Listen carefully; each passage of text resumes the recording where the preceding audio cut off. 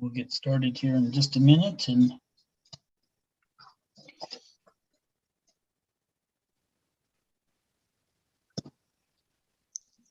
all right, we are live. Great, thank you so much.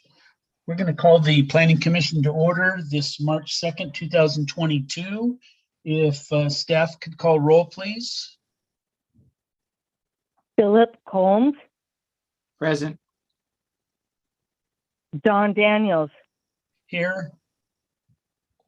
Lynn Larson, Present. Brian Parsons, Here. Robert Estrada, Here. Paul Wegman, Present. Ryan Pearson. Here. You have quorum, Chair. Great, thank you so much. Before we get started, I want to thank all the commissioners. I think this is the first time we've had everybody full commission, and we appreciate it. So I do want to personally welcome Mr. Robert Estrada.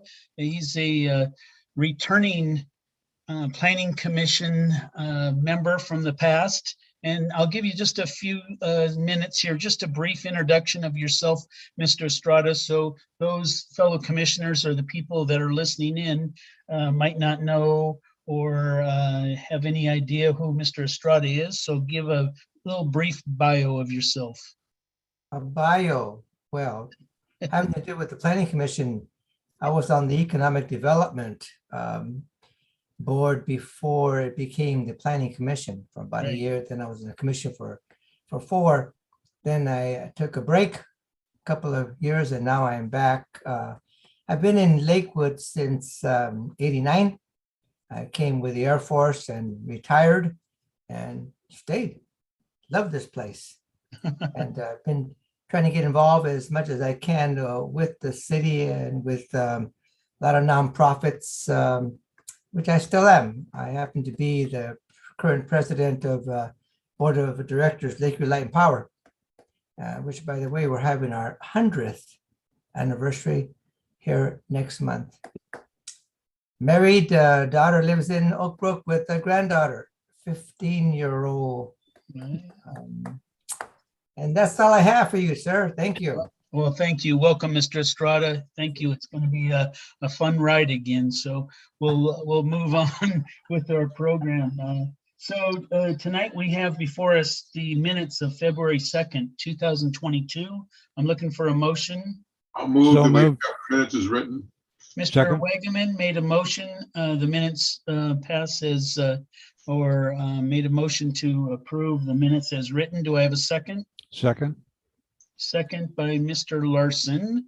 Appreciate it. Any discussion in regards to the minutes of February 2nd? Hearing or seeing no discussion at this time. All those in favor by saying aye. Aye. Aye. Opposed? Abstentions? Hearing none, minutes passed as written. Thank you. Changes to our agenda tonight. We do have a request if we could move the Lakewood Municipal Titles 18A and 18C parking presentation. Move that with our in front of the Shoreline Master Plan restoration for Ms. Courtney. And so I will have that changed to our agenda. So moved. Yes, okay. We don't have to make a motion. We just Okay. have to acknowledge that there will be a little change. That works.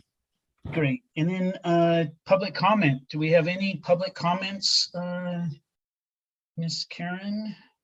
Karen, were any written comments provided prior to the meeting?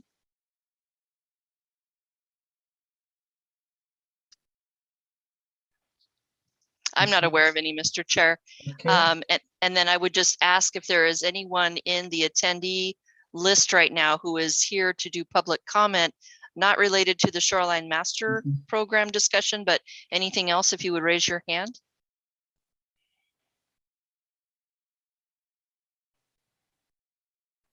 And I'm not seeing anybody there, Mr. Chair, either. So I think there's no public comment this evening. Great, thank you. We'll close the public comment then. And we do not have a public hearing. We do not have unfinished business. So let's move to number 8 under new business and hear from Courtney, in regards to the Lakewood Municipal Code Titles 18A, 18C parking presentation under the 2022 Comprehensive Plan Amendments, docket item 2022-07. There you go. Thank you. Can everyone see my screen? LMC. Yes. It's perfect. Good evening again, Chair and Commissioners. I'm Courtney Brunel, the city's current planning manager. Tonight, I'm here to discuss one of the potential amendments for the 2022 Comprehensive Plan Cycle, which is a review of the parking codes currently found in Titles 18A and 18C. Over the last year, the Planning Commission and City Council have reviewed a couple of development projects, and during these conversations, questions have been posed, or we've heard concerns that we felt warranted us revisiting the existing standards to evaluate the need for any amendment.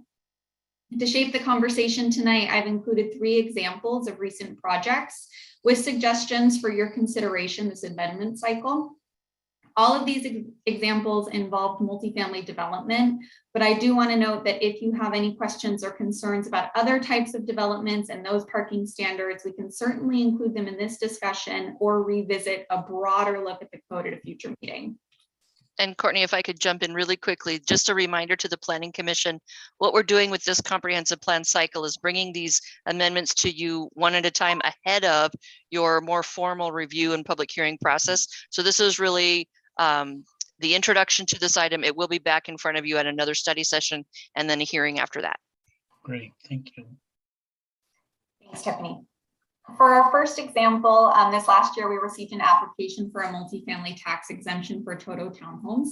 The original site plan that was submitted is shown here, and it was in full compliance with our recently adopted Station District Subarea Plan 18C, which requires 1.25 parking stalls per residential dwelling unit.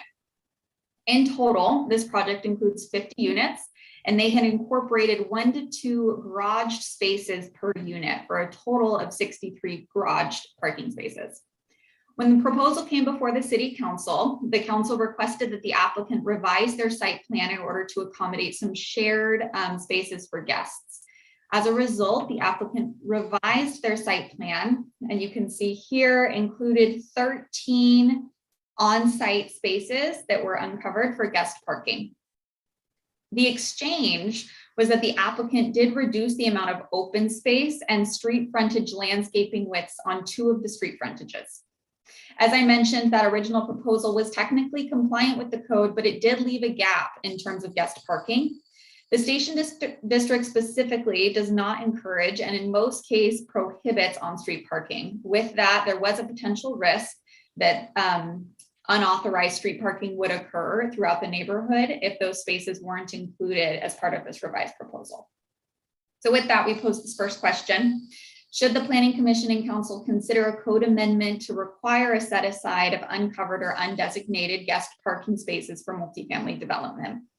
Included in the packet this evening is a potential amendment to set aside 15%. That number is not entirely arbitrary. It is consistent with our cottage housing ordinance parking standards, which does set aside 15% of all parking for undesignated guest spaces.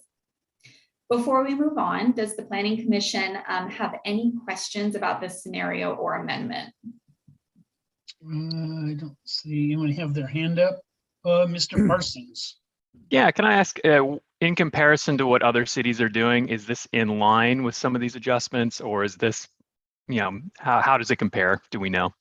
It varies. I did do a quick comparison, which I'll share at the end of the presentation for parking standards overall. The majority of what I found does specify, there are some cities that certainly call out guest parking, and I would say just as many don't, and they do have flexible ratios. What you see in a lot of cities, specifically the ones that I looked at, which were Sumner, Puyallup, University Place, Tacoma, there's a fair amount of on-street parking, which I think does give a little bit more flexibility. And as I mentioned, we've dissuaded that or prohibited it throughout a lot of the city. So I do think that it makes sense for the city to consider a set aside specific for guest parking to avoid this issue in the future. Thank you. Mr. Wagaman? Courtney, what's unauthorized street parking? What do you mean by that? Anybody parking their vehicle overnight in the right of way. So where there wouldn't be a standard or traditional parking space, so excess right of way and people parking their cars there. So aren't all along the side of streets, you're not allowed to park there? That's. No, not traditionally, no. And is that anywhere in the city, or is that just around multifamily buildings?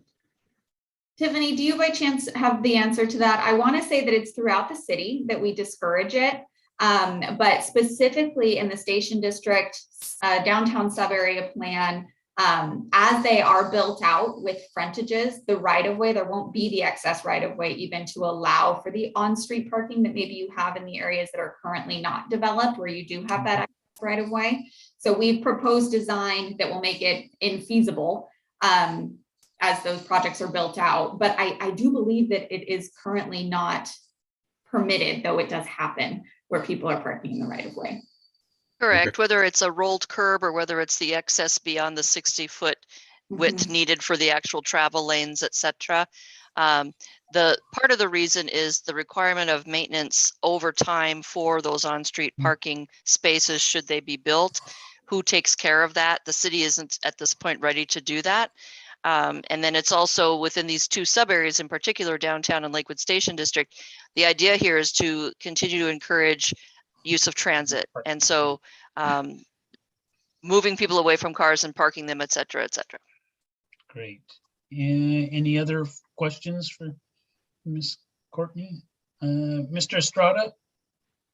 But this particular site is quite a ways from, well, I should say quite a ways, about 4 blocks away from the station. Is that correct?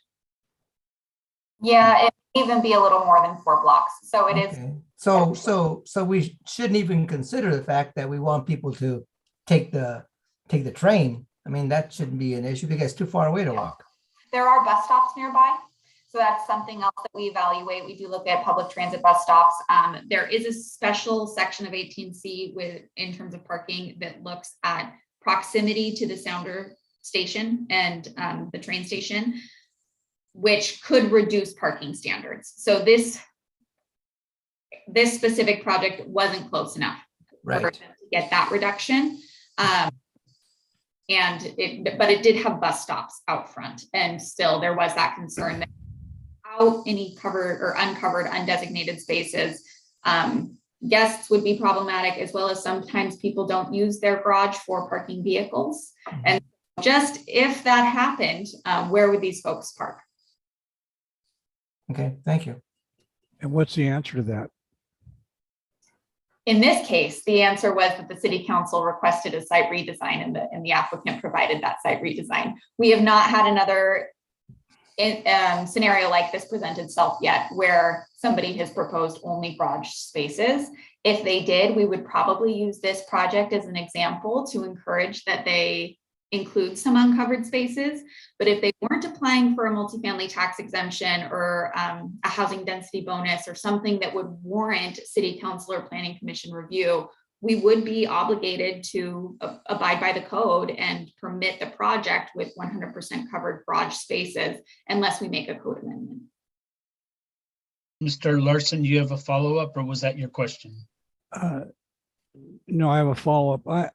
I'm really concerned about this being too tight and not creating an instant slump without places for people to park and move. It doesn't look to me as though if somebody in a trend left their cars on a street overnight because they can't fit them in their driveway or in their garage.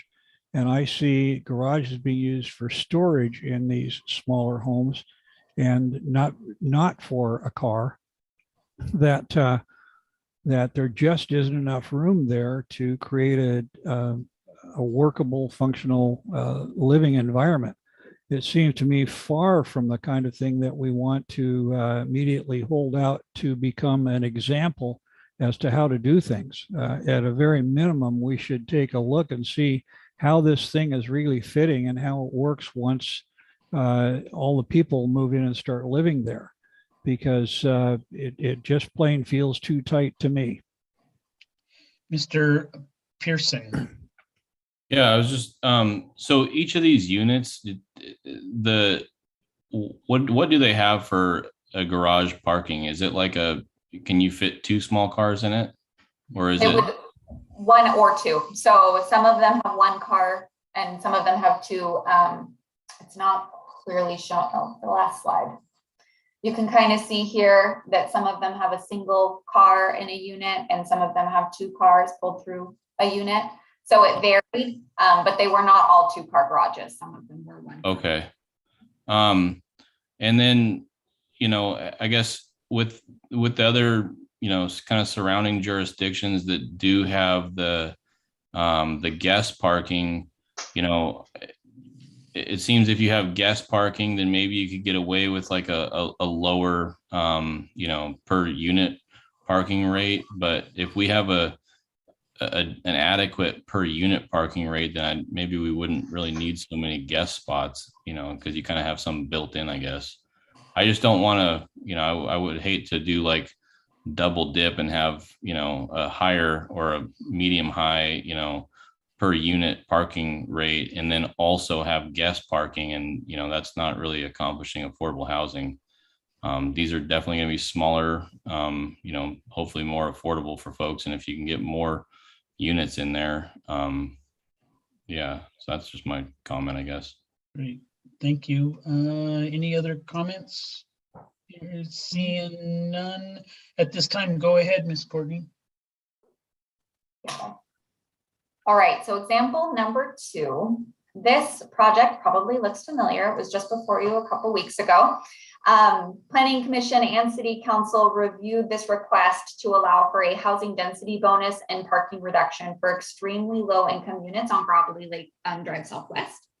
Here, the applicant requested that a portion of the required parking stalls, 6 total stalls, be located off-site at the neighboring property, which they also owned. During the City Council review, council members inquired about pedestrian access between lots. Currently, this is not required by code. In this case, there is pedestrian access, which you can see in this image indicated by the red line. But should another project come forward that again did not warrant City Council or Planning Commission review, staff currently has no way to require that offsite parking include pedestrian routes. So this brings us to our second question. Should the city require direct or integrated pedestrian access between offsite parking locations? Any comments? Let's see, who's that? Mr. Combs. Well, I was going to let you go through all of your notes before I made any comments, but I'll chime in here. I don't think we should get into the requirement of pedestrian access unless we hit some kind of threshold. Mm-hmm. If you're creating a whole requirement to do 2 or 6 off-street, off-site parking, that's a very expensive endeavor, and I think that's a onerous, expectation in my mind. But I think there should be some kind of trigger. So if you're doing a large project and you need to accommodate 150 and you're putting 50 of them offsite or 30 of them offsite, what that number looks like, so I don't know. And so I would probably put that back on you, Courtney, to see what a reasonable approach is. But I'm with Lynn. I don't want to get, I'm always hesitant to put too many handcuffs on people because you don't want to hold back the ability to develop, one, what Ryan was saying, affordable housing and more housing, which brings makes all the housing a little more affordable. And since I'm already on the pedestal, I might as well just keep the mic. So going back on the last one, I would say I'm more of a fan of relaxing our parking requirements. We've got 1.25. That's pretty high. Depends on which area you're at. So this is where I would say on my personal take is it would adjust based off of the density of the area. You wouldn't want to have a high level of parking requirement on a single family home that's got half an acre, or a duplex or a triplex that's got a whole acre. That doesn't make any sense. So having that kind of requirement that matches the area. So in my mind, I would relax the parking more in TODs, downtown core, all that area, because frankly, that's where you need the parking the least. That's where you can juggle and complement, mixed use development.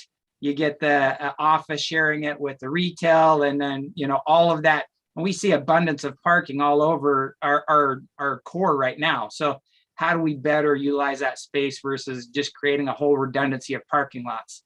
But that being said, I think we do want to, I don't think we want to put that condition out on a single family. Like if they're going to, do that and need to do some kind of offset, I don't think we should have anyone single family home parking pushed off onto the street. They should take care of it on their own site. Does that make sense? Yes, it does. All right. Any other questions? I don't see any others. Oh, Mr. Wegeman? Yeah, thanks, Don. Going back to that question about residents, on our street now, we've got one of the homes that looks like it's turned into a boarding house. And, it's a large home and they've got cars everywhere. And it's right close to the cul-de-sac. So it becomes a fire turnaround down there at the cul-de-sac. And all of a sudden you can't get through there. And so, I hear that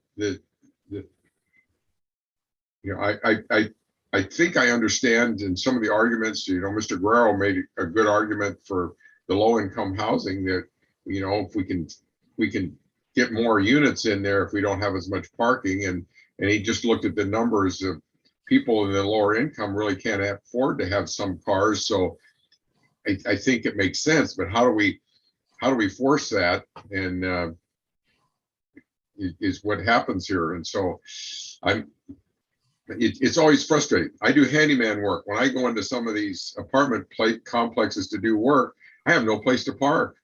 So I can't do the job. So I have to either park illegally I guess not illegally, it's in a private parking lot of an apartment complex, but there's just no place to park. Yeah. Okay, any other questions? Don't see any other questions.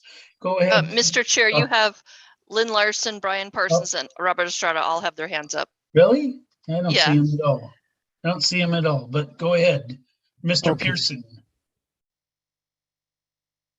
Ryan, do you have your hand up? Parsons, no, I was just chuckling.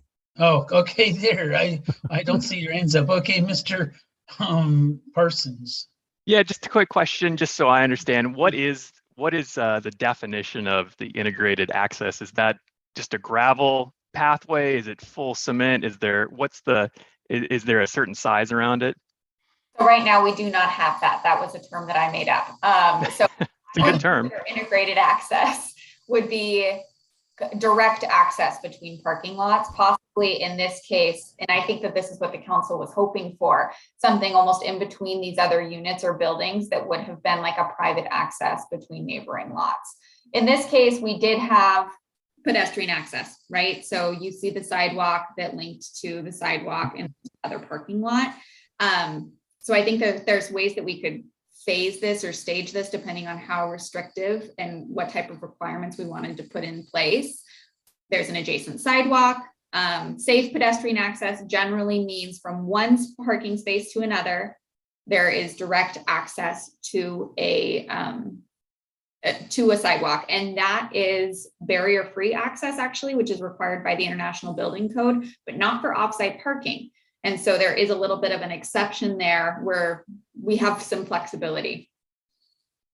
Great, thank you. Anyone else? I don't see any. Yes, Mr. Chair, I'm sorry. Maybe it's because of the shared screen situation, Yeah. but Mr. Larson and Mr. Estrada have their hands up. Okay, yeah, they're off my radar here. So, okay, go ahead, Mr. Estrada. This example number 2, I keep thinking of a few years back when we had the issue with a Starlight, and they wanted to have a parking across the street. And I don't recall how we resolve that other than there's no longer a starlight. But did we, was the issue that we had to cross the street? And in this particular case, there's no street to cross. It's all, as you say, integrated pedestrian access. Was that the difference? It may have been a commercial versus residential difference. I don't recall the specifics of that, but right now, as the code is written, there is no requirement for pedestrian access between off-site parking locations. So if that proposal was to come today, even in a commercial development, we would just require that there was an agreement between property owners, not an illustration of pedestrian access. Okay, thank you. Mr. Larson. And that seemed to me to be a good way to continue to go. I don't see a need to regulate the interior place where people walk on their own property. It just seemed to me to be overkill by regulation. And I see as an example at Gravity Lake Drive in the corner, the city required a crosswalk between the main building and the coffee stand.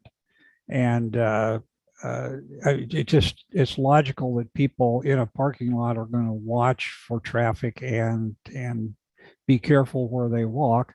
And it doesn't seem to me as though it's something that the city needs to regulate it, because people on an interior parking lot going to and from a car or across, in this case, we have before us an internal walkway. It just doesn't seem that we need to regulate that, because people will get there and they'll go their own way as they need to get from one location to another. So and the moment that you regulate it by putting stripes on the ground and saying it's got to go here, the people may or may not go by it. And so why go to all the work of regulating it? It's costly to install it, maintain it. Seems to me logical to just let somebody live on their own property. Yep. Great comments, Mr. Pearson. So are these were any of the guest spots on this project or the other project ADA spots? Well, Courtney, you're muted. Stump the stars. And I guess that's my only comment, is that if, I could see certainly, regulating the access if you needed to provide ADA for your offsite. I concede that point for sure. Absolutely. And that is reviewed separately as part of design review. So that would have been one that there isn't the negotiation for. A certain number of barrier-free access or ADA access spots have to be provided on site. Okay, great. Great, thank you. Great comments. I think Mr. Wagaman. I'll just add one here, maybe in a little bit jest, but at the University of Washington, as an engineering student up there back in the 70s, one of the comments we used to make, the minute you save may cost the grass its life. And so they didn't pave the sidewalks at UW. They just waited until it was a trail, and then they go, that's where the people want to walk. So then they concrete down. They probably didn't do that over at Wazoo, but that's what we did at UW. They were cow trails at Wazoo. Yeah. All right, great comments. We'll continue on, Miss Courtney. Okay, last one, example number 3 in the packet included a proposal where the applicant has now ended up reducing the number of housing units due to an inability to meet those parking standards. This happens relatively infrequently, but it does come up from time to time. So we thought now would be a good opportunity to just generally review our existing parking standards and ratios for multifamily development and see if you would like to affirm our current numbers or make some changes. Here you can see some neighboring jurisdictions' parking ratios. None of these include the standards that I mentioned earlier that have been found in King County and Tahoma, which now allow some buildings to be built without any parking in areas specifically for micro housing units. Today, generally, even if a studio unit would be, even a studio unit would be required to have 1.25 or 1.5, depending on exactly where it's located in proximity to transit, parking spaces per dwelling unit. So with that, I will turn it back over to you for any additional discussion or questions or considerations, and I'm happy to answer any questions. All righty, here we go. So round 3, any comments on the current standards that we see before us? and want any suggestions of changes, amendments, or whatever before we move forward for Mr. Wagaman? Yeah, my question is who enforces this? Is this going to be a responsibility you put on law enforcement? All of a sudden, somebody shows up and they've got a car they want to park there. Is it just going to get ticketed on a regular basis until they get angry or keep moving it? How does it work? I mean, we make these rules and we could have a real Pandora's box later on. Sure. So these are currently enforced at the current planning design review level. So we look at a project proposal, we see the number of units, and we count each and every parking space to make sure that any new development or any change of use of an existing building would meet our parking criteria. Mr. Combs? Can I just mention related to that, Paul, that no property developer wants to build too little parking because it's a problem. The tenants are unhappy. The businesses can't work. It's a silly concept. It's backwards thinking. And so if you're short on parking because you planned, because you designed it poorly, you're not going to blame the city. It's your fault. But most of the time, the enforcement happens at the property level, and I work in that, and so we do manage that. And if there's a property. And I'm in Seattle, and in the urban areas, there are 0 parking requirements. I have a brand new building with no parking requirements on it. And guess what? That's not enough parking. Even downtown or even in that area, not everybody wants to walk or ride or bus to work. So we do have parking agreements with some neighboring businesses, depending on the demand of the tenant or the business that's there. So, and we can talk offline, but I think that the reality is that that's self-enforced, and you want to make sure that you build enough parking to meet your needs. Otherwise, your business or your building or your tenants, none of it works. Yeah. So my question or my comment to this is, I actually think this is really close.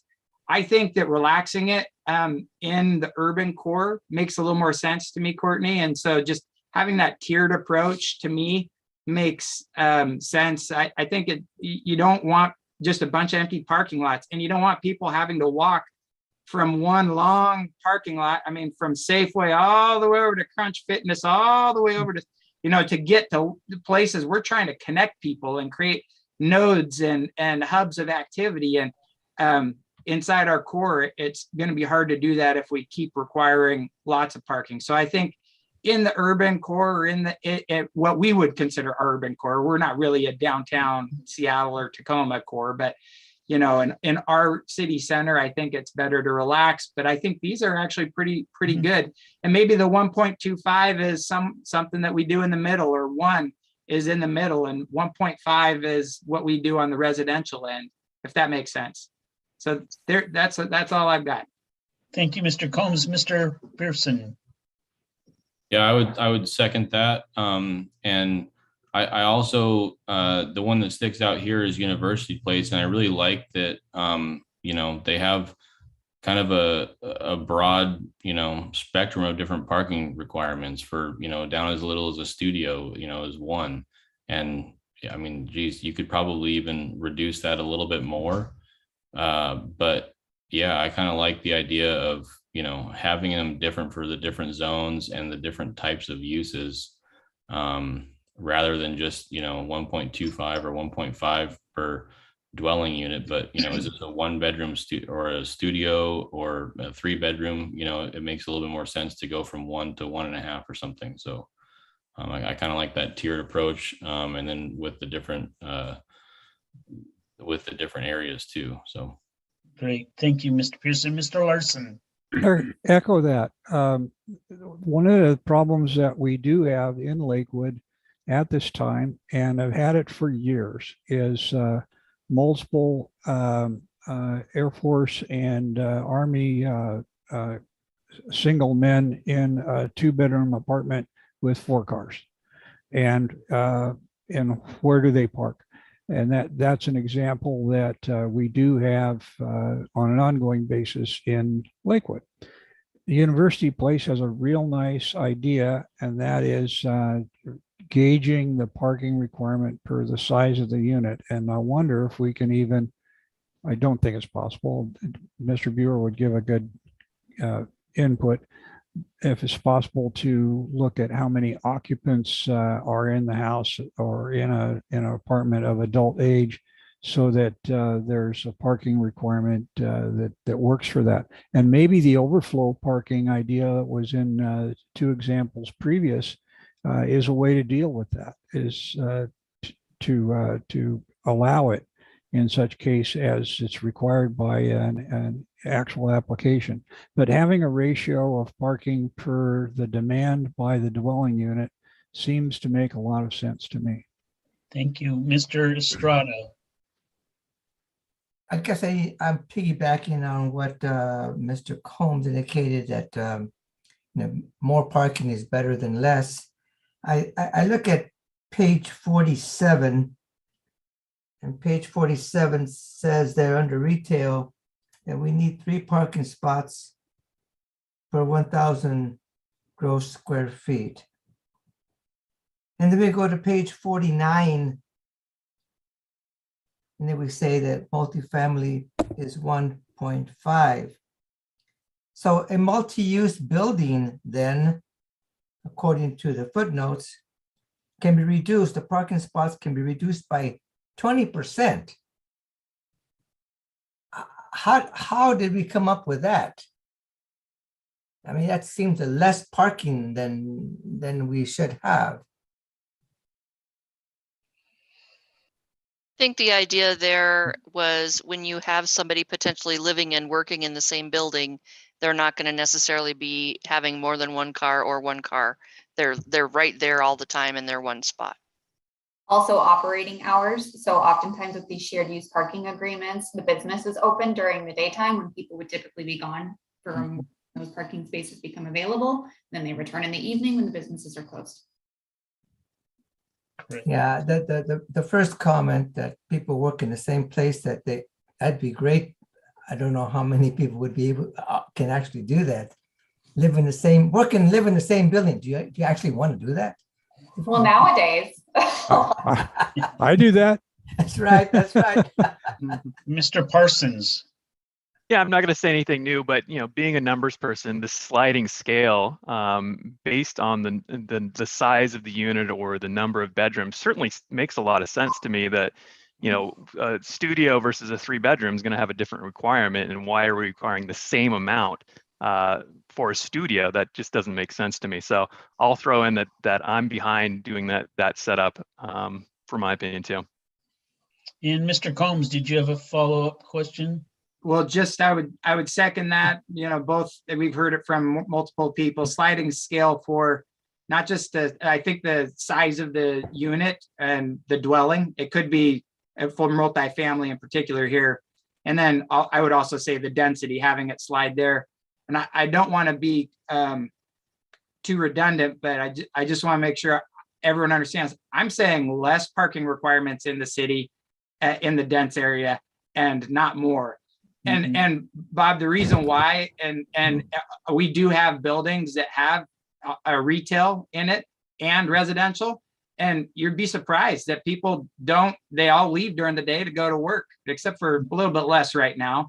But and so that it does free up for parking. So it's actually a very symbiotic relationship that people come in to shop, people come home to sleep, and it kind of goes really well. And that works for the office buildings we have as well. And so you can get that synergy.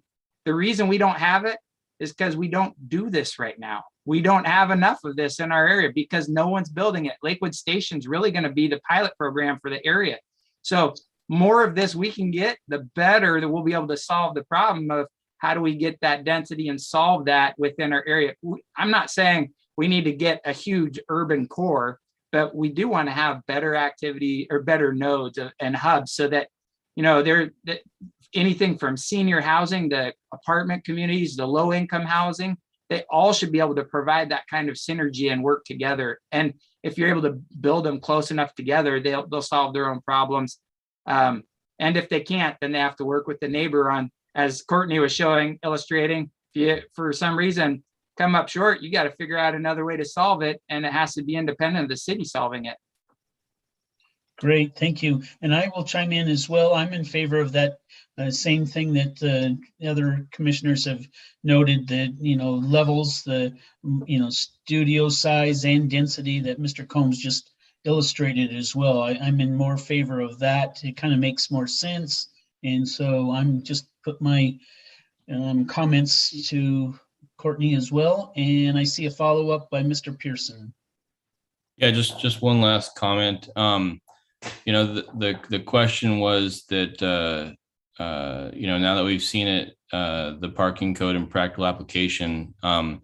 So what really does that, what has the city seen or experienced with the new parking code? And I'd really, I would like to see it, really challenged, kind of, if it's working, maybe reduce it just a touch more and see if that, keeps working. And, the less we can get, the better. And once you find a spot where it's, you're really maximizing the parking, I think that would be ideal. But yeah, I guess if it's still working and, we're not really experiencing like any full parking lots or full, any parking issues, that's where I'd really like to see the code revisited and maybe challenged a little bit more and see, what else we can squeeze out of stuff. So. Okay, thank you everybody for those great comments. And I don't think there's any more. I appreciate it, Miss Courtney. I think that's concluded and give you a lot of information to digest, and I'm sure we're going to revisit this at a later date as well. Yes, certainly. Thank you all. Thank you. Yeah. Thank you so much. Okay, Miss Tiffany Spear, what do we got here? We got the Shoreline Master Plan and Restoration Program presentation.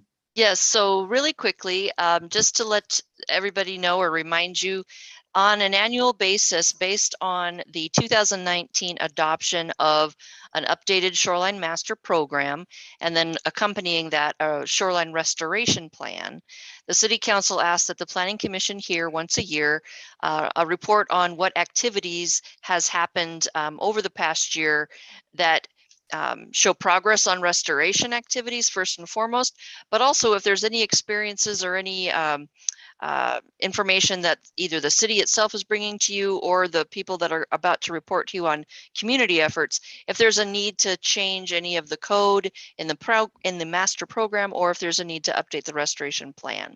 So tonight we have a number of community experts here to talk to you. I'm going to let them loose in just a moment, but I also do have a presentation myself on some city updates. I'll let them go first. So I'm not sure, I'm going to promote people to panelists and then leave it to them to tell me how to forward slides and that sort of thing in the presentation.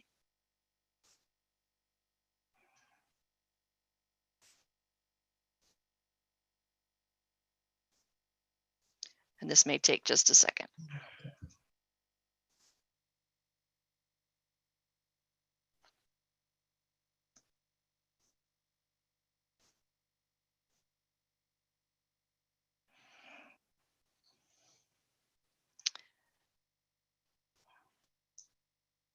So because I've spoken to him more than anybody else, Al Schmouter, do you want to get us started?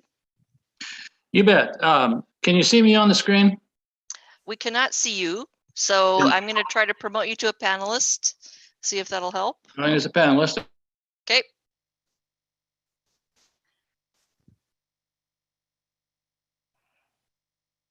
How are we doing here? Let's see. I don't see Al yet. Are we on there yet, folks? Let's see. We got Melissa, Janet. Start my video. Okay, start my video. Oh boy, we're having fun now. All right, guys. Hey, good evening, you Lakewood Planning Commission folks. It's sure nice to see you once a year and tell you what's been going on in your water areas. Chairman Bocci, I hope he's still on. Maybe we'll get a little catch of this thing.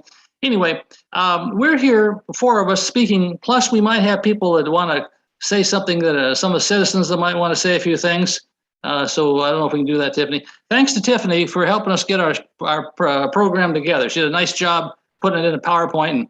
And I think we'll have a little fun tonight and show you some things that you may not see on your own or hear about. Let's try that first slide, Tiffany. Okay, great. Okay, moving on here. Give me a picture, will you? Here we go. Now, this is a picture here of the Springbrook Park last September. Oops, I'm Now- sorry. Okay, you're doing fine. Sorry, there we go. Okay, everybody can hear us now? Yes, go ahead. Okay. Now, I wrote here that the life for fish, frogs, crawdads, and bugs, ended in disaster last year, and we all know it. We saw our dry creek bed for 5 months, and to make it worse, we had those record high temperatures over 100 degrees for 2 days in June, and it just killed everything. Next slide. So here is what we call a weir. This is by Gravity Lake. This helps the fish get upstream. Same story, dry as a bone. And upstream, JBLM was dry, and for miles upstream. And why is this? Well, the reason is your groundwater is not high enough to maintain your stream flows. If you don't have high enough groundwater, you have a dry creek. That's all it is. And plus, we had a couple other great factors. We had some beavers that wanted to dam up the creek. And then we had canary grass, which impedes the growth. That's a non-native grass that gets in our creeks. So almost all aquatic wildlife died throughout the watershed, except for Spanaway Creek. It fared a little better because Spanaway has a lake, and the lake feeds the creek. They have more trees, and they got some deep pools for the critters to hide into. So here's the story, guys. The basic line here is, unless the stream floor or the groundwater can be restored, you're not going to have a flow in Clover Creek. And all the benefits from putting wood in the creek, planting trees, making places for bees and butterflies to live will go for naught. Mm-hmm. So this is a serious issue, and it seems to be worsening. Okay, so let's assume we do have water in the creek. Let's move on to the next slide. Now, another thing, most people want to take wood out of the creek. Get that creek cleaned up because the wood might float around. It might go to my neighbor's yard. It might get plugged up in a creek. I'll be liable. Who knows? You think of it and they'll come up with an excuse. I would say every creek that's healthy has wood. The bugs live in the wood. The birds live on top of it, try to eat the fish underneath. The crawdads hide. It's a shady spot. So we don't want problems with the wood. So this year, this piece of wood was on one of those weirs. I tied it up. Go to the next slide, Tiffany. So here's what we did. We put in a 16-inch anchor into the stream bed. It's a screw-in anchor, hooked on a cable, put the cable around the log, and tighten it up real tight. Now, in January, when we had a lot of water, that log is still there. And all that debris is hanging around it, and animals can hide in there, frogs can get in there, bugs and stuff. Now you're getting something of a little habitat.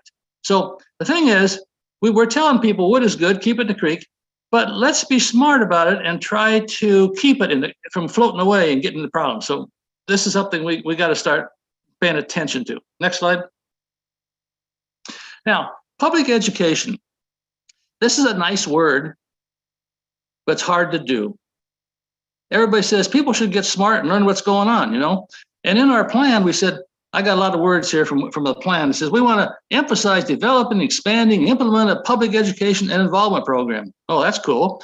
Now, basic importance is we want to have widespread initiatives, and we want to work with the Clover Creek watershed. And our plan says the city should continue to work collaborative with jurisdictions and with our watershed council to implement these plans.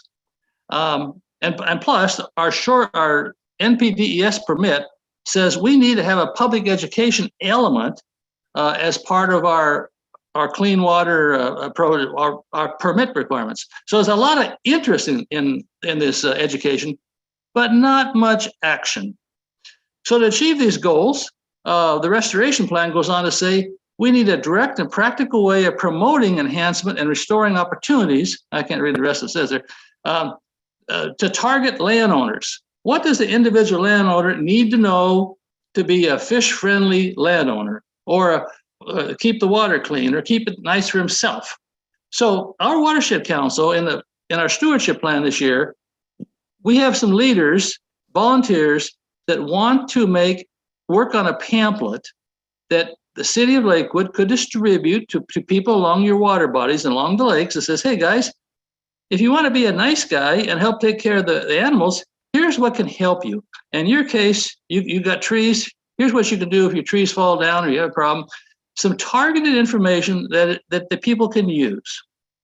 So what we need is the recommendation down there is just about out of sight, Tiffany.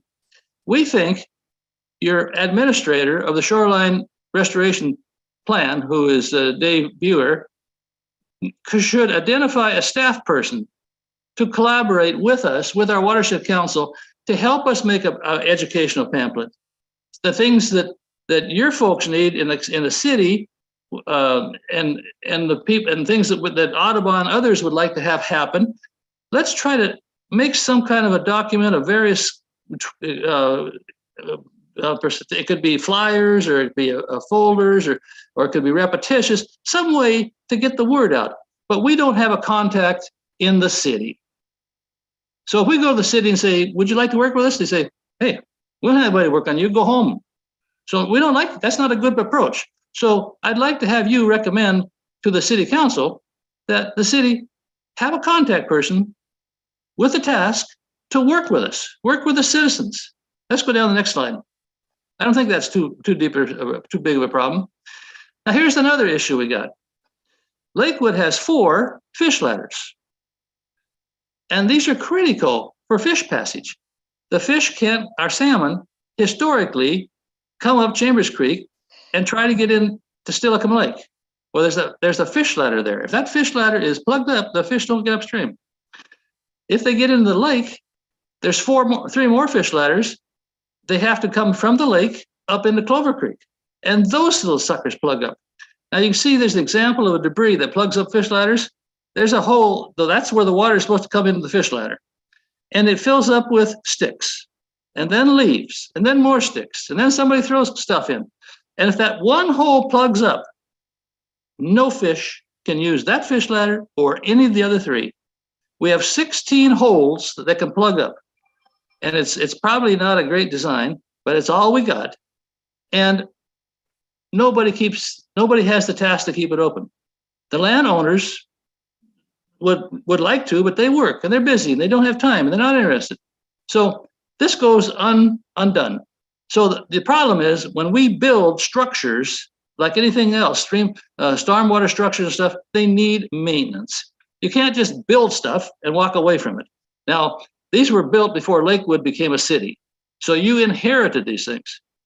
So we recommend that the plan administrator talk this over with his supervisor at the stormwater and find out how could we ensure that during the spawning season, October, November, that the fish can get through this ladder.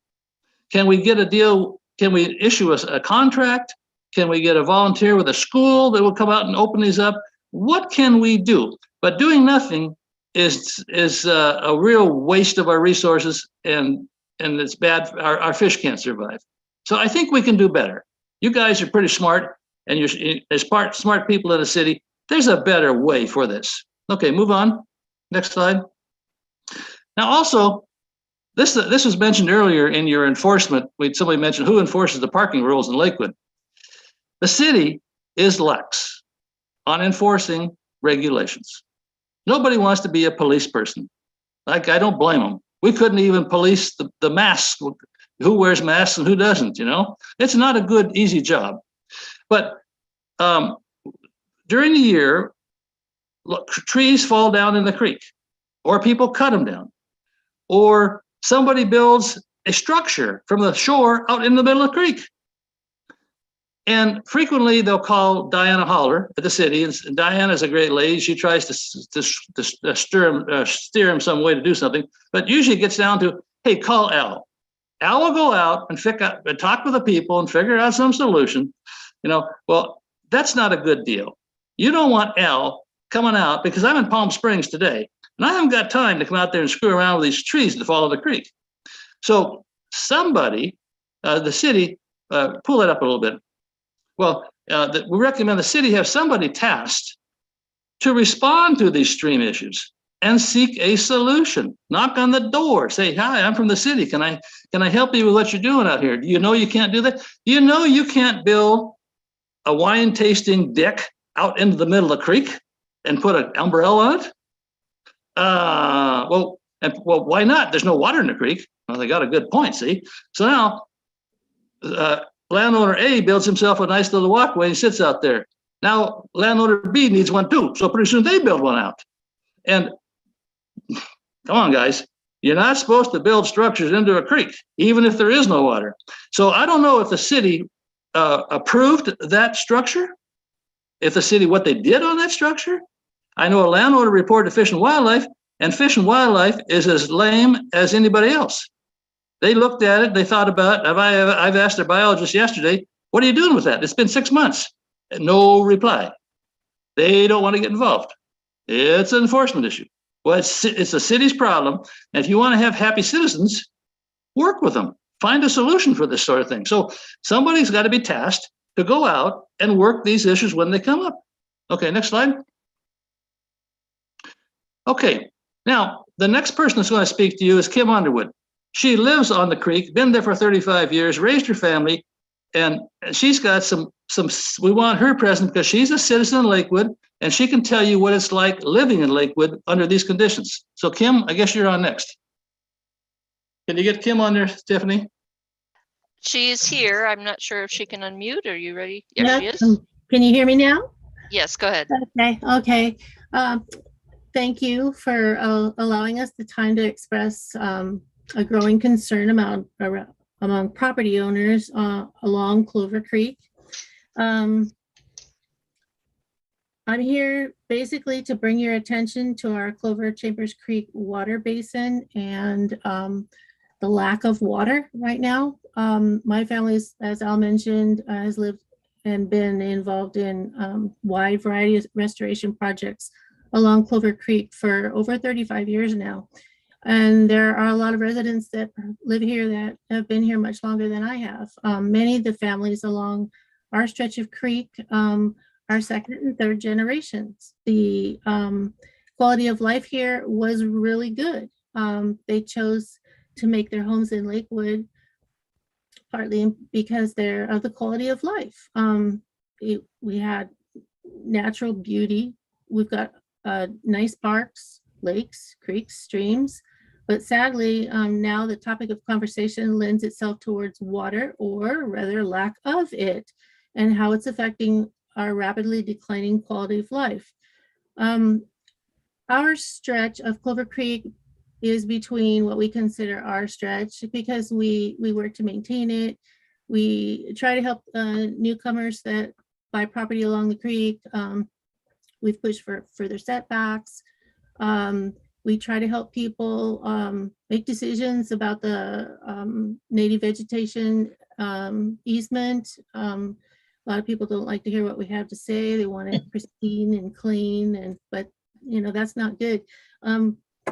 Darren with Department of Fish and Wildlife had come out last year, and he said that it was the most surreal, pristine stretch of creek, a Clover Creek anyway, that he has seen. But Howard, now this stretch of creek is becoming increasingly dry, and it's dry. Last year, I believe Al said 5 months. I docked 6 months out of the year, or not quite 6, but almost, maybe 5.5. And it's becoming increasingly difficult to consider a dry creek an amenity, especially when we're being taxed for it, waterfront on top of that. So prior to the late 90s, this year my son was born, our stretch of creek didn't go dry. We didn't have this problem. Neighborhood kids, my neighbors' kids, matter of fact, used to play along the banks, and hey, surprise, we're still alive, even though we had pink suds floating down the creek, you know. They're still here to talk about it, and boy, do they talk about it. they have fun. Now they are now bringing their children to the creek. But now, sadly, it's a race against time. It's a race for my family. I can't speak for others in this particular case, but my family, we have to go out and bucket fish that are flopping in the small pools as the creek slowly goes underground. So it's a race to bucket fish. It's a race to clean up after the homeless that come down from Pacific Highway, the garbage they leave behind. I've had people contact me at the mouth of Clover, or at the mouth of Lake Tilikum there, where Clover Creek discharges into it, and giving me lists of garbage they pull out. My family participated in the cleanup that the council sponsored last year, and we found everything. We found needles, we found backpacks, we found large Department of Ecology containers. It's the list goes on and on, which I want to take a quick second and jump off topic here and thank Officer Cameron Himes with enforcement for his due diligence. He has done a phenomenal job for staying one step ahead of the homeless encampments, and he's helped many, many times us clean up the encampments on Pacific Highway that contribute to the garbage that comes down the creek. So, hey, shout out Officer Cameron, yay. Many of us participated in that council cleanup. This year we had, I think, it was broken down to 4 different sections. But however, this year, in addition to boots and gloves, we needed nose plugs. And this is the first year I can actually say that. Not only did it smell of dead fish, but we found 2 dead owls, numerous waterfowls, a couple dead raccoons, rabbits, 1 coyote, and 1 heron, which is totally unusual. It's not, we don't typically see that, but we saw a lot of garbage, including carcasses this year. Now, the Shorelines Restoration Act, or Plan 4.6, identifies policies, statements based on goals associated with the land use, and as well as utility easements. Okay, so to educate the public and broaden interest in protecting and enhancing environmental resources. Okay, the creek is an environmental resource. Policy LU 61.9 restates the importance of educating citizens and employers about lake, woods, dependence on groundwater. And the importance of, as well as the importance of continually maintaining Lake Woods groundwater monitoring programs in the Shoreline Restoration Act. Okay, so far, there's been no indication that the above referenced policies have been implemented. In fact, the cities, when I made calls to the city trying to find out who to connect with, I was directed to Public Works, and a senior staff member there told me that the city does not have any connection to Lakewood Water District and does not get into their business, a municipality. I understand that. So additionally, the Clover Creek Watershed Council has yet to find information that supports Lakewood's groundwater levels are even being monitored at all. Okay, so we would like to ask that you, again, along with Al, appoint a city Lakewood liaison to consult with Lakewood Water District to determine if a groundwater monitoring program is currently in place. Also, ensure to the citizens of Lakewood, and this is key, that the Lakewood Water District, as well as its governing agencies, can confidently determine how much water can be withdrawn and sold from Lakewood's water aquifers and guarantee that the water levels in Clover Creek will not be affected. Specifically, who is tracking the limited amount of groundwater we have within the Clover Chambers Creek watershed? And what is the trend? Okay, so I believe that this is an extremely important issue to many of us. I want to thank you for your time. There's a lot of us along here are really unhappy about the situation. We don't want to live on a dry creek bed for 5.5 months out of the year. you don't need to look far to see that the backfilling of wetlands and an increase in development has had adverse effects on the wetlands and Clover Creek. And the city of Lakewood has the ability to change adverse effects to a favorable effect. So the city of Lakewood right now, our planning department has currently okayed a 20-year plan for the water rights. This in details 5 million gallons a day for wholesale and 22 million gallons total. And so are we going to permit history to repeat itself? Let's not forget who we are. We are named Lakewood. So I'd like to personally thank the people that helped us compile our thoughts and information on this. I've already mentioned Darren's name with Fish and Wildlife. He says we're doing everything right here, but somebody isn't. And I'd like to thank the Department of Ecology. They, both in water rights and permit area, they were fabulous. Gave us lots of information. Lakewood Public Works, tried to get some information out of them, but they weren't much help. Washington State Department of Health, big part of this. And they all of those departments assisted us with these matters. And so thank you very much for the block of time. And I'm just gonna urge you, don't forget who we are. Thank you, Kim. All right, Al, who's up next? Okay, Eric Seibel. He's from the Audubon Society. Yes, thank you so much. I'm sorry, just a moment. If you want to go in the order that it was provided to me, it would Oh, be Janet? yeah, Janet is next. Okay, put Janet. I'm sorry. I'm sorry. That's no worries. Hi there. Yes. I'm Janet. Hi, I'm Janet Spingath, and I reported to you last year too about Wahop and American Lake. So I'll just start with Wahop, where we are. We had a successful alum treatment in 2020, and after it was applied, successful in that it really stopped the blue-green algae bloom, which was great. So shortly after that, Greg Vigor and I went out looking for aquatic vegetation in the lake.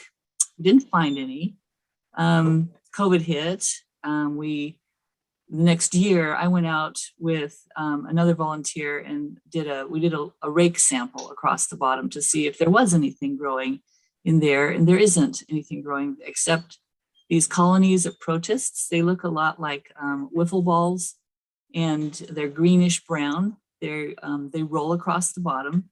They look really bizarre, but they are actually found in all of our lakes. My husband and I dive in the lakes and we see them. They're common. It's not something bad, but the problem is there's no vegetation. There's no structure down there in the bottom for the fish to lay eggs on, or the invertebrates to, inhabit. So those things, those little bugs and things, are really almost the bottom of the food chain. And so without those, we don't have a lot of food for the birds that used to come into the lake. And so I ran into some Audubon volunteers the other day, and they said, yes, the ring-necked wood ducks are no longer there. They've noticed a big decrease in the bird population around there. Right now, the water is quite turbid. I think I had a picture of it down there somewhere. Yeah, okay, so looking at we're about 3 inches of depth. So I'm just standing on the shore, looking in the water there, and it's greenish brown. This is not a toxic algae bloom. I took samples of it, and another volunteer and I identified it's mostly zooplankton. There's little daphnias swimming around. There's diatoms, which they're not like soft green algae. They're like little crystal formations, but they're still algae. So this is not a toxic bloom. When we were sampling, we didn't find any of the cyanobacters that the health department is so worried about. So this is not something that is, going to be poisonous.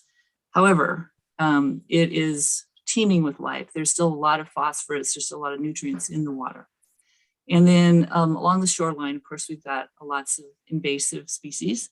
We cut down all the poplars because they were hazardous, but they're sprouting from their roots. So those, I'd really like to see some habitat restoration along the shoreline there to provide more native habitat. We don't have to do the whole thing at once, but maybe we could make a plan to do pieces of it at a time and get out the blackberries and remove the reed canary grass, which you see the robins standing on over there at the water's edge.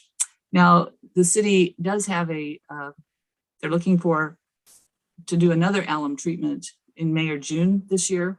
So the way that was going is instead of waiting for a bloom to happen, the consultants that treated it said, we don't need to do a third one until there becomes like a critical phosphorus level. So that I'm not sure who has been monitoring the phosphorus.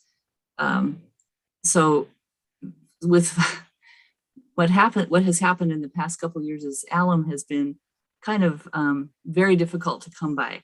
And so lakes and rivers have not been being treated with alum because it's extremely expensive now. So the cost to retreat this lake is going up about 20%. They're looking at around $230,000 to treat it for a third time. So I have been in contact with Weston Ott and also the biology department at Pierce College. There is a company that makes ultrasonic buoys that are successfully controlling algae blooms. Their devices would cost us as a city around $50,000.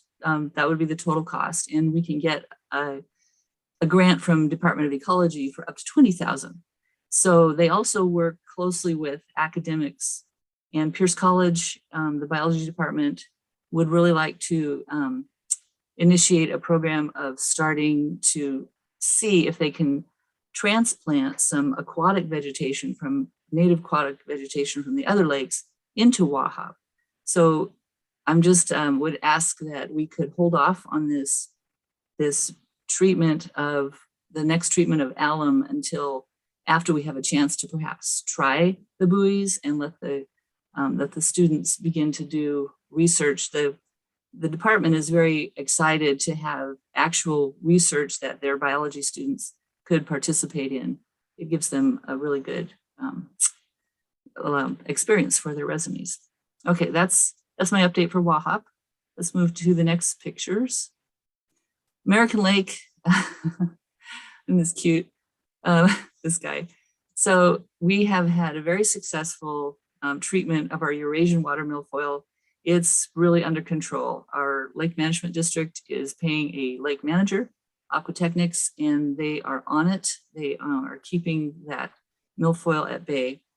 So we're very thankful for that we're getting that done, and thank the city of Lakewood for participating and being so open for helping us get this lake management district started. But, and also there was a fear that when we remove the Eurasian water milfoil, that curly-leaf pondweed would just move in and take its place, but that has not happened. It may be because the curly-leaf pondweed is going slower. I don't know, but those plants are not giving us the trouble that they were. They're not posing a life threat to drowning victims anymore. But along our shoreline, there's this nutria. There he is with his big feet, his big teeth. They were originally brought to the United States from South America as a way during the Depression for farmers to raise fur-bearing animals for fur coats. But the quality of their fur was not very good, and they were sold and given to farmers all over the country. When the bottom of the fur market fell out, they just opened up their cages, and they thrive in wetlands. So you can see what they're doing to our shoreline over there by the Veterans Hospital. They are ringing the trees. They have to keep gnawing, those big teeth have to keep going. They live under the roots of the trees there. They don't build anything. You see their tails are small. They're not beavers. And they've been going up onto the residents' shoreline on Silcox Island and chewing apart their rhododendrons. So they have to put fences around them. So we have consulted trappers who are not interested in trapping them. There's no money in it. So the best thing we can do is, advocate for trapping them and then just holding them underwater until they're done. Okay, so that's our nutria. That's what's going on. Also in American Lake, let's go down to the next slide. Ooh, thank you. So we have to share our lake with different types of recreation. And American Lake has a champion junior wakeboard. He's one of the national champions, and we're proud to have him on the lake. But these wake boats are made. There's two things that come in with the wake boats. One of them is the wakes. They are designed. The boats are very heavy in the water, and they create deep waves of water under the water. So these waves wash up on the shore. Our shoreline was not ever designed to be hit by 3-foot waves, 2-foot waves. We've had property damage along, especially on the island where docks are being just torn apart. New docks, not old docks. So we're experiencing a loss of property from that. And then underwater, these waves, when they're close to shore, when the boats go close to shore, they stir up the very bottom sediment and they're pushing it all up onto our beaches, so that our swimming areas and our beaches are being clogged with muck and mud. So we are, as shoreline residents, this year we're trying to get together and talk about what could be done. We found out that the state owns the water, but a municipality can regulate how the water is used. So we're hoping that we can come up with some plan to maybe designate where the wake boats can go and where they shouldn't go, and maybe just generate more cooperation with the users. The other problem with them is the way that they get wet, they get this deep wave, is they fill up with water ballast. And they can go from any lake. They could start over in Lake Powell in Colorado or someplace in California and come up with some of the water still left in their ballast tanks. Now these in the water are these tiny little, they're called velingers, and they are from the zebra and quagga mussels. Washington so far is not dealing with this. We're trying to inspect boats at our borders, but they're getting away. We had a big scare last year when there were 11 boats in I think they were Lake Washington were found to have quagga mussels in them at an inspection station. So this is a problem, and I just would like to suggest that perhaps the overflow parking at American Lake Park boat launch might in the future have an inspection station or some sort of a wash station. I believe this is probably how we also got a Eurasian water milfoil. It's from these kinds of boats with the ballast. You fill up in one lake, dump it out there, drive around, but they're not dry. We need to have some signage up, clean, dry, and drain your boat that's big enough to see. We need to collect our boat launching fees and generate the income that we're supposed to be generating to support keeping our lake clean. So thank you very much for your time, and I'll update you as it goes. Yes, thank you so much. And Ms. Spear, who do we have next? Tiffany, we got Eric on. Tiffany? Yes, I'm here. Okay, I guess you're next. Tiffany's got to put you on. Here we go. So, yeah, I represent the Tahoma Audubon Society here today, and I'm just here to quickly tell you, about the next phase of the environmental education project that we've been conducting in the Clover Creek watershed. So beginning in 2018, we began mailing newsletters to Lakewood who live in the vicinity of the Clover Creek and Tilikum Lake. And this newsletter tells them about how to clean up the creek and about the restoration projects that are underway, tells them how to create a wildlife sanctuary in their backyard if they have the resources and the inclination to do that. And there's other articles that tell residents about how to create a rain garden and other methods to retain the surface water, because what we're trying to do is to keep that water that falls on their yard in their yard, and so that doesn't get into the creek, because people treat their yards with all kinds of stuff, including pesticides, and we don't want that in our streams. So I don't know if there's pictures here that accompany my presentation, but yeah, this prairie photo is from the Parkland area. This is actually a wildlife reserve that Al Schmouter was instrumental in securing for us. We are partnering with a company called Forterra to restore this. It's a restoration project. It's got about 14 acres. There's a wonderful stand of Gary oaks there. It's ringed by houses, and people kind of don't really know much about this thing. They kind of treat it like an ad hoc sort of park, but we're currently in the process of getting a letter of agreement from Forterra so we can administer this and restore it to actual habitat. So this year we finished mailing to Lakewood's lakes and streams, and we are focusing on this area in Clover Creek in Parkland. Tree retention is also a very important part of the program that we're working on Audubon.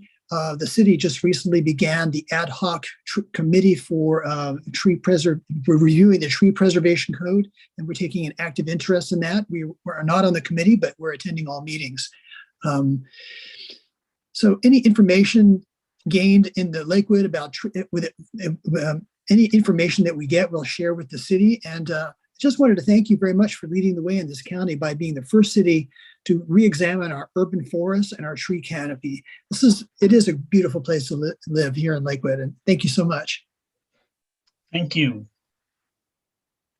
That's all of the slides that I have. Al, is there anything else that the group wants to present?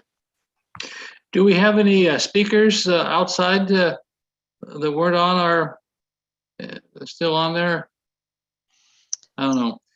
I think I'm sorry, there's Dana and then also Melissa from the Pierce Conservation District. I don't know if either of them would like to speak. I don't know. Melissa or Dana, did you have any compliments or comments to make?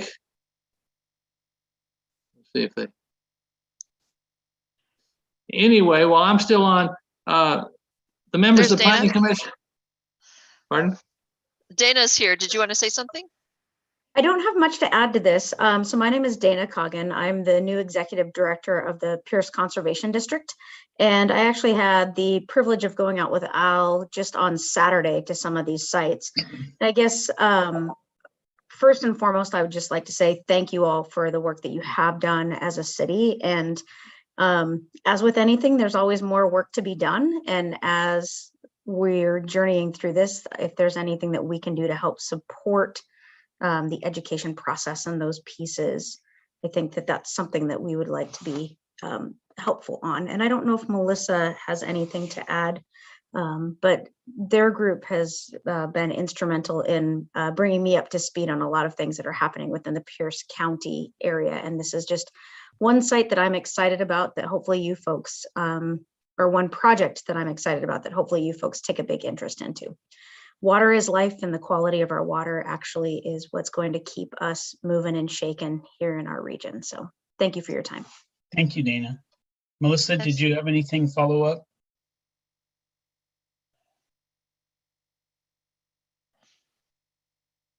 She's here, but she's muted.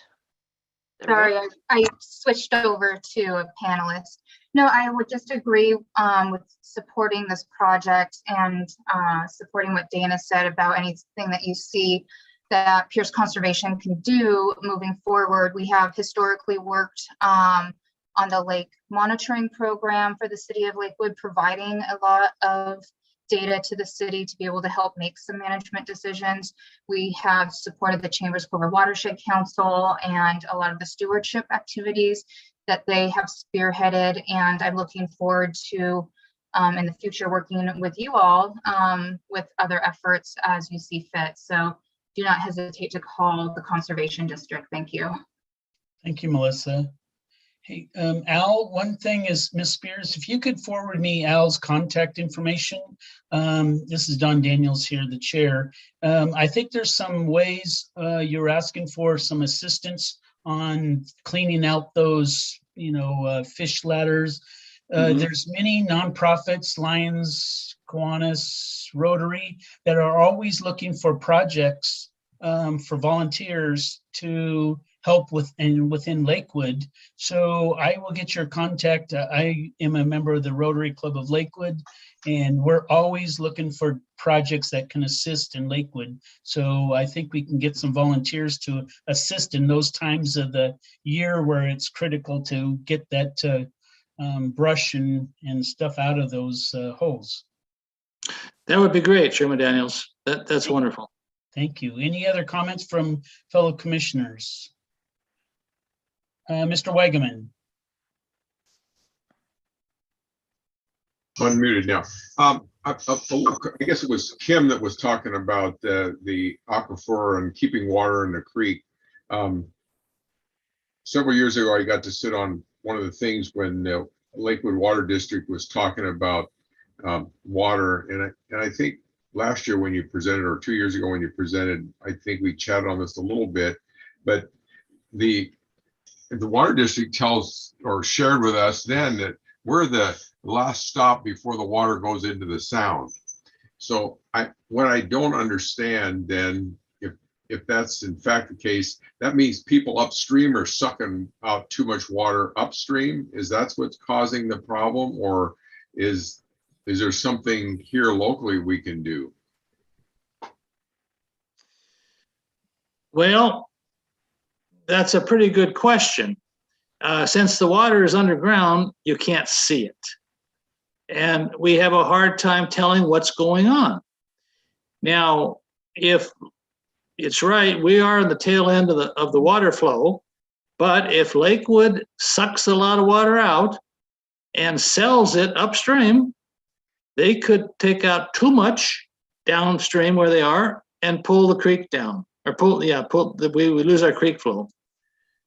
So we think it's very critical that somebody be watching the shop and find out how's our groundwater doing, what is the trend, and as we build out upstream and we suck more water out from the ground and send it to Puget Sound through the sewer system, how much can we take out and still keep a creek flow? And it looks right now that we're probably went over the tipping point. We probably are sucking out too much water right now. But when you ask where's the report on the groundwater levels, you're not going to find one. So because it costs money, and because we think we have a lot of water in the ground, and we may or we may not, but we need to start monitoring and see what's the trend. And yes, I think we can suck down too much water. We're drilling a new well, Lakewood Water, on 112th Street today. It's going down probably, I don't know how many feet, 150 feet or something. And it will suck water out of the aquifer, and something has to replace that aquifer, and it's likely to come from a stream. Now, Melissa, did you have something to say? I saw her name come up there. Oh. So She I just provided a added- link. Sorry, go ahead, Melissa. Yeah, I just added a link to a groundwater modeling study that happened. Pierce Conservation District actually participated by taking well monitoring readings across the Chambers Clover watershed, and USGS led an effort to model the groundwater, surface water, and lake levels over years. I'm not sure how that is currently being used, but the goal was to use that for water purveyors to be able to understand where they could take water out and how that would affect the watershed. So I linked to the Pierce County page. And so if you were ever interested, I would contact the project manager, who is identified at the bottom as Ingo. Great, thank you. Kim, did you have a comment, Kim? Kim's muted. There we Kim? go. Okay. I kind of want to add to Elle's comment there. Yes, it does affect not Gravelly Lake, but Tilikum Lake, our stream flow. And a big part of this is we've been backfilling our wetlands. We've got no storage.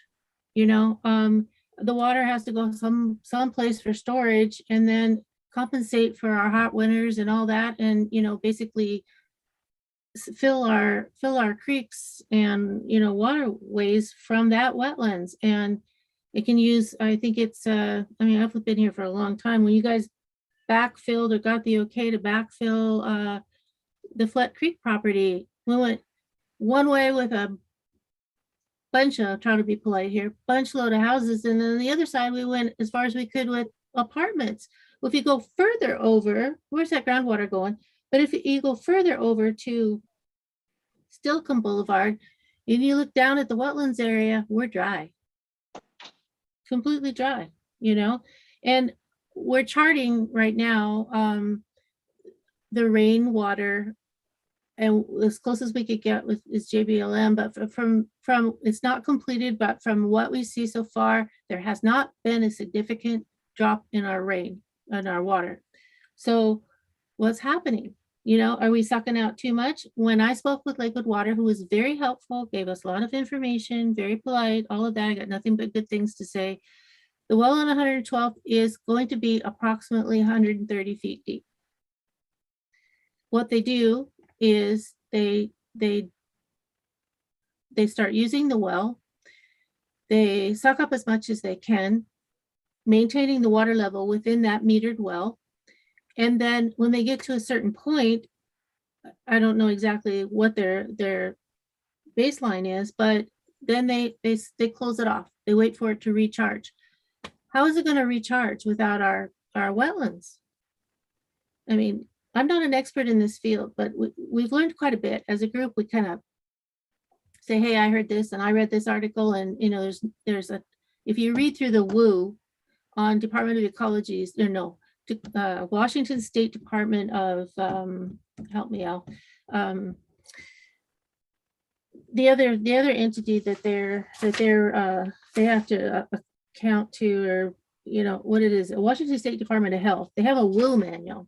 Okay, they don't have to. The Department of or Lakewood Water. Sorry for stuttering. It's hard for me to keep it all straight. Lakewood Water is only they make up a 10 or right now a 10-year plan, and then our planning department is signed off of it on a 20 for well rights. And I don't know how anybody can anticipate a 20-year plan or say it's okay when we have no idea what we're pumping. How much is too much? Where's the end? Are we going to somehow turn, or someday, set the creek aside, are we going to someday turn on our faucets and go, whoops? Now, I have 2 firemen in the area, and they've both said, we have reason to be concerned. Creek aside. Now, we could, I get so tired of having to fight for the creek. We've fought for setbacks. We've fought for cleanups. We've fought for people that put their lawn into the creek and then go out and you know, dump it all in the water. Neighbors will send me pictures, and I have a pile of pictures of people, homeowners alongside of the creek, dumping loads and loads of leaves and everything else. At one time we pulled a boat out of the creek. And, you know, so the list is endless. I would like really to see some accountability somewhere, because after a while, you just feel like you're spitting in the wind. And this now includes our water. We don't have it. Where is it at? Like in the 1980s, it was there. It never went dry. Great. Thank you, Kim. Thank you, Kim. Mr. Larson, you had a quick question. I do. I too live on Clover Creek. I've lived here for 33 years. 24 years. And the creek goes dry on occasion. Doesn't happen every year. Happened this year at a greater extreme than we've all ever seen. And does that make a trend? I don't think so. The the wood flowing down the creek, it dams up on my property and I pull the trees out because otherwise my neighbor's pool is going to flood, and that's management of the creek water level. So I disagree with somewhat with Al's perspective that that this is a major catastrophe. It's only based on this 1 year. And I would say we need to look and see if it is an overall trend over time, because to my observation, living here, I have not seen it except for in the extreme this year. And if the weirs had not been installed down by the Clover Creek Bridge that comes into Clover Crest Estates, the natural wood would be still a contributing part of the environment, but it got replaced by these fish weirs that they had a great deal of difficulty because the lens of the creek flowed, broke the surface. They broke the surface of the lens of the creek, and the water came down and went straight down and didn't even go into Lake Tilikum. And so to me, that whole endeavor created a big created more problems than it solved. That's just my own personal observation. I also have a deep love and desire for the Pierce Conservation District. They're, as an entity, do wonderful work. I would say that if there's a possibility for them to budget to do an assessment of the water tables in the county, that would be a worthwhile endeavor for a really wonderful organization. And those are my comments. Thank you, Mr. Larson. Any other comments, fellow commissioners? I don't see any at this time. Ms. Spear, do you have any other comments? You said you had. Yes, I had a brief additional bit of information regarding restoration activities by the city. So just one moment. Thank you, everybody, for participating and giving us an update. Al and your whole other individuals that spoke tonight, we appreciate that. And we look forward to trying to work together throughout the year and come back next year with hopefully some better news. So thank you. Thank you. A lot of good information. Yep. So ahead, really Mr. quickly here, you'll see the map shows where the whole watershed runs. And so it's more than just the city of Lakewood, but certainly Lakewood is within this front and center. And as was just mentioned, it's one of the places where the water then flows out into the sound. The annual review, there are a couple of edits that are being suggested for the restoration plan, just as it's been reviewed and looked at by staff. One is to say, it's funny, you just talked about the conservation, but the city no longer participates in the annual monitoring program mentioned below, which is that number 18. So maybe this is something that needs a little bit more discussion to come up with a groundwater assessment rather than having the stream team funding. I'm not sure, but this was the one amendment that was raised. Another was to just take care of that editorial comment, get that out of the plan. And then in terms of projects, Springbrook Clover Park Creek Restoration is funded, and it's going to be paid for by a Department of Commerce grant. It's ongoing. The hope is that construction starts late summer of 22 and completed by the middle of 2023. Up here, what you see is improving biodiversity, adding walking paths, viewpoints, picnic and open space areas, a dog park, curbs, gutters, and sidewalks for better access, and along the near the bridge along 47th Avenue. American Lake Park access upgrades, $2 million available. This has just been sent out by the city for a request for qualifications of consultants. But the idea here is to improve safety and access by building an ADA accessible walkway from American Lake Park and the upland zone down to the shoreline and waterfront areas, adding a shelter, replacing a stone retaining wall and bulkhead, adding a restroom and entry plaza, and then restoring open space areas. So this is just in the very beginning stages, but we hope to see a good set of applications come back, and then the City Public Works Department and Parks and Recreation Department will be working on implementing this project. Where is that located? Right down in here near American Lake, and a little closer up, the idea that's being talked about. Just mentioned the shelter, signage, guardrail fencing, benches, the retaining wall replacement, access ramps, and bulkhead, all being part of this project. The biggest one, and I believe the commission heard about this last year, if not the year before as well, but this Clover Creek Flood Mitigation Alternative Study. If you'll recall, there was a look at the potential for flooding in Springbrook to begin with, and what was revealed when updated mapping occurred and predictions of where flooding might happen in the city was, as you see, it would overtop I-5 potentially, as well as some additional areas in the city that weren't previously anticipated. And so what the city has been doing since is figuring out how to mitigate this worst case scenario. And they're doing that in conjunction with the state because I-5 is involved as well. What's been going on is the Public Works Department has the lead on this. They're working with a consultant on the Clover Creek Flood Mitigation Study. That is ongoing. Where we sit right now is they're about to put together a stakeholder group. And what you see here are some of the agencies involved. There's also hoping to hear back from Ecology. They did get Sound Transit. And then from what I understand, this is what was provided to me. There was somebody from the Watershed Council contacted or had a discussion between the Clover Creek Watershed Council and the Public Works Department. And the decision was not to have them on the stakeholder group, but to have them involved throughout this process. The first stakeholder meeting is scheduled for March 8th. So what would that be? Next Tuesday night. And then there's going to be a public outreach meeting. At this point, it's tentatively scheduled for April 6th.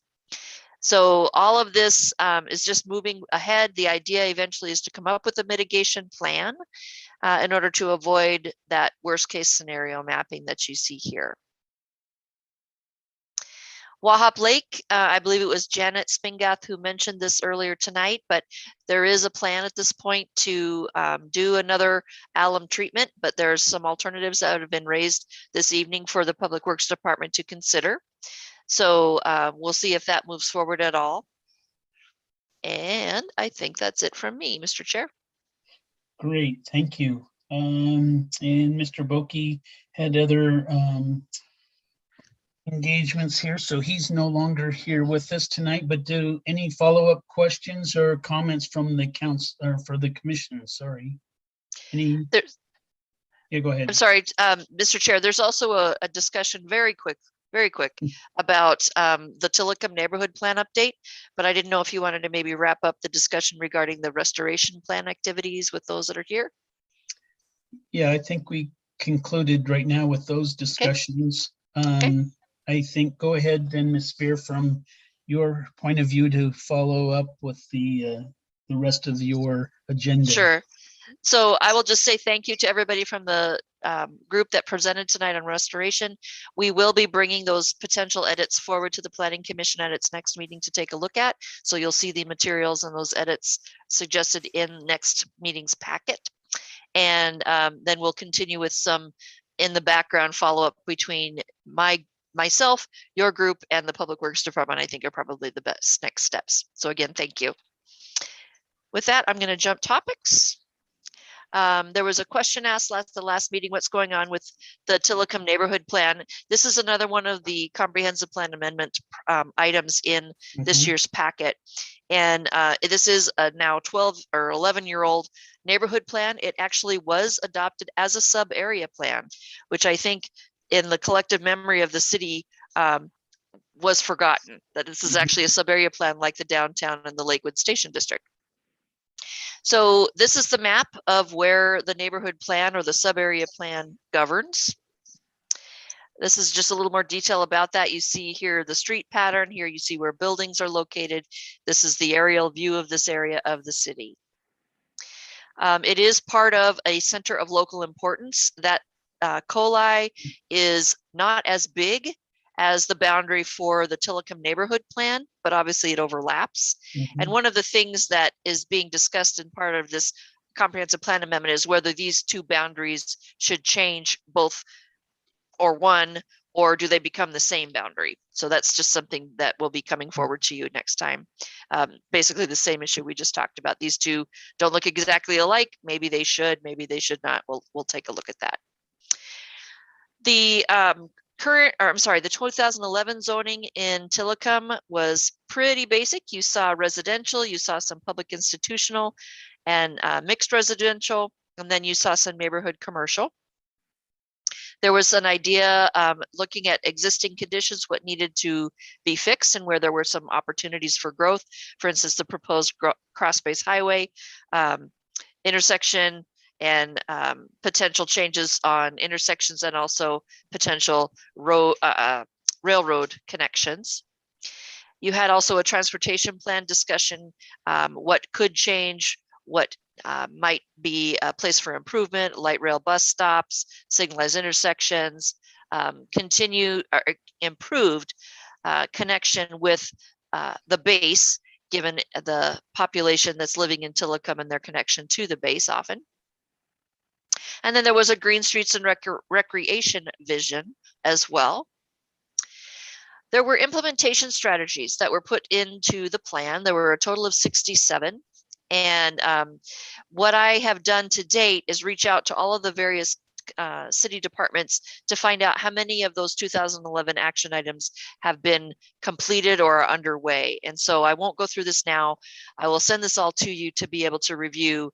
But basically, this is summarizing for you when they were expected to be done and then what has really happened to them since. There's action items to implement the strategies as well. There's also long range strategies that were identified in 2011, some of which have been done. So Harry Todd Park improvements and requirement or encouragement of low impact development, new design standards, tree preservation and native landscaping, regional connectivity, and services for the residents of Tilikum.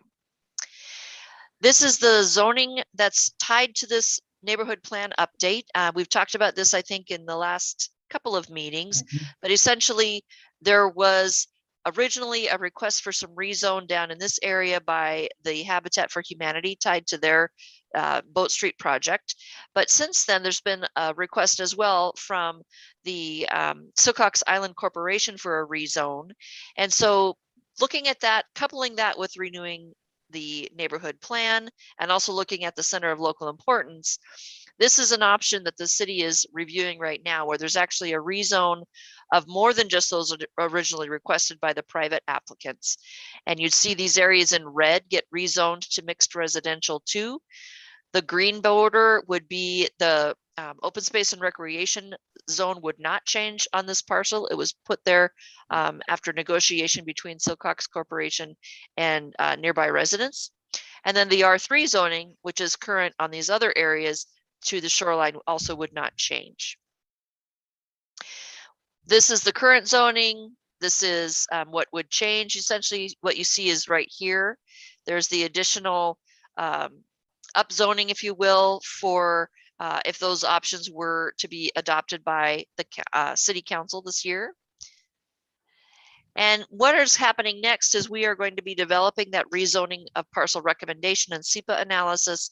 There'll be the update on the neighborhood plans action items. There is a need to change the name of the centers of local importance, and it's a wonky thing that we don't need to talk about tonight, but long story short, the boundaries won't necessarily change, but their name will. And then we'll need to update the comprehensive plan also to reflect changes to the neighborhood plan and the center of municipal importance, which will be the new name. So I know I just went at blistering speed. I'll send this out to you if you have any questions. This will be coming back to the Planning Commission as well with the rest of the comprehensive plan packet. Wow, thank you. You're welcome. Yeah. Zoom. Yeah, Zoom. But any follow-up questions or memos, anything? Mr. Wagaman, short? When was that Tilikum plan done? Was that what, 05 or? 2011 is when it was adopted. That's when it was adopted. Right. But there was work done before that, right? Oh, yeah. I believe so. I know that there was a visioning type of discussion that happened in 2009 that was published. I don't know how far back before 2009 the effort began. Okay, thank you. Great. Any other questions? Seeing or hearing none, I can only see a few of us here, some dropped off. So at this time, then we will have the Planning Commission adjourn. And thank you all for your input. And we will see you in a couple weeks. Like what date would that be? March? March 16th will be the next meeting. Great. Thank you. If you can't make it, please contact Karen or whatever, so we make sure we have a quorum. I'd appreciate it, fellow commissioners. Good night and take care. Thank Good you, night. everyone.